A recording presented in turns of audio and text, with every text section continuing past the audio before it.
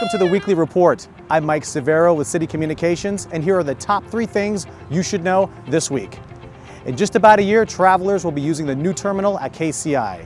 And now another airline has started flying out of KCI. JetBlue started service from KCI to Boston and New York this week.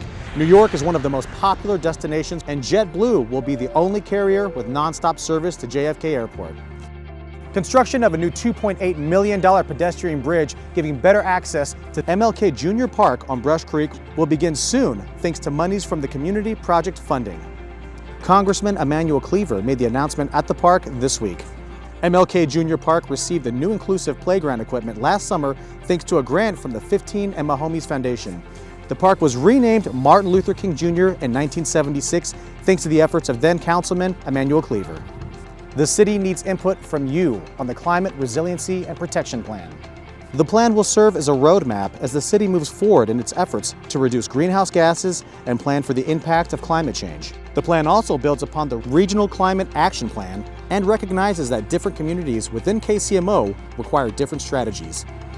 Thank you for watching the Weekly Report. I'm Mike Severo. Stay tuned for videos about all these items, plus a video about a new award the KC Streetcar has received.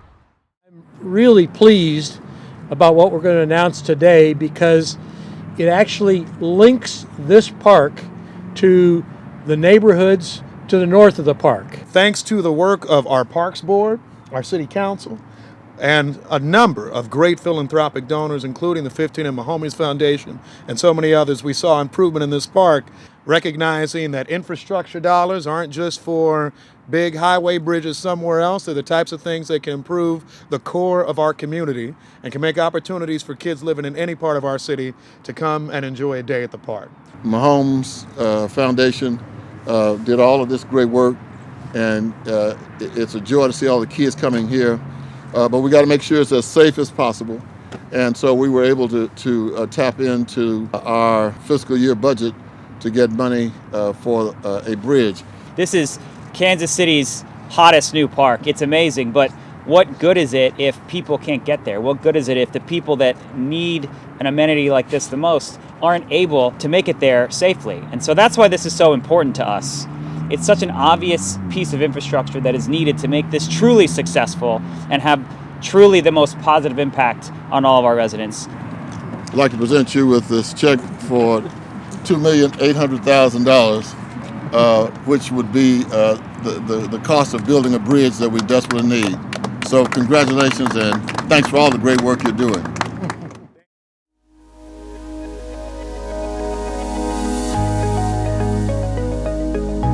We're looking at building one of the largest solar farms in the country at the Kansas City Airport. We're thinking about this for a few reasons. One is the environmental impacts, of course, the air pollution that we see in the region because of our fossil fuel powered energy plants is tremendous. 70% of the energy produced in Missouri in 2020 was from coal burning plants.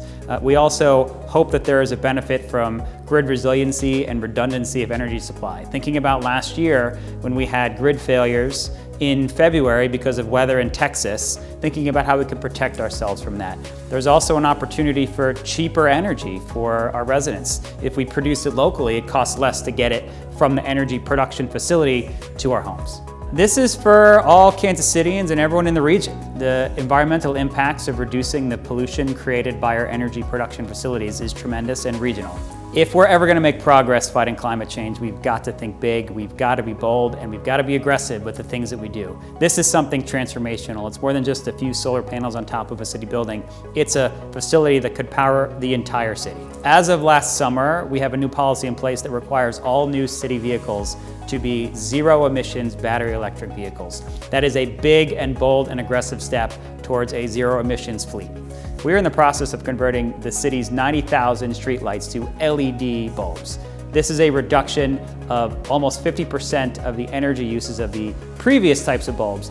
Potential for millions of dollars of savings from this, but also the emissions reduction from the energy that's being used to power these lights. It's the equivalent of removing 6,000 cars from our roads every day. This budget also includes $250,000 for street tree planting and maintenance on all city streets across the city. Another big and important climate change initiative, but also beautification initiative.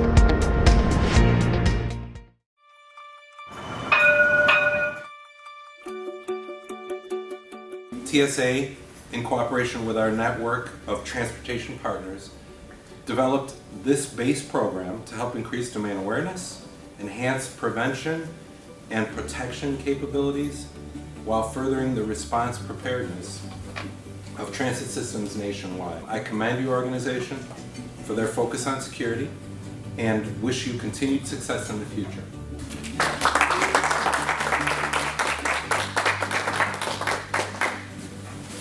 We thank TSA for the national recognition. When we started the planning on this system in 2010 and 2011, the goal for us was to have the best system in the country. We definitely are responsible for the safe and secure transport of our passengers and also for our team members. Thanks to TSA for really your staff support, your support in our meetings, and again, our core program folks who are doing this stuff each and every day to make sure we're the safest system we can be in the country. So thank you very much.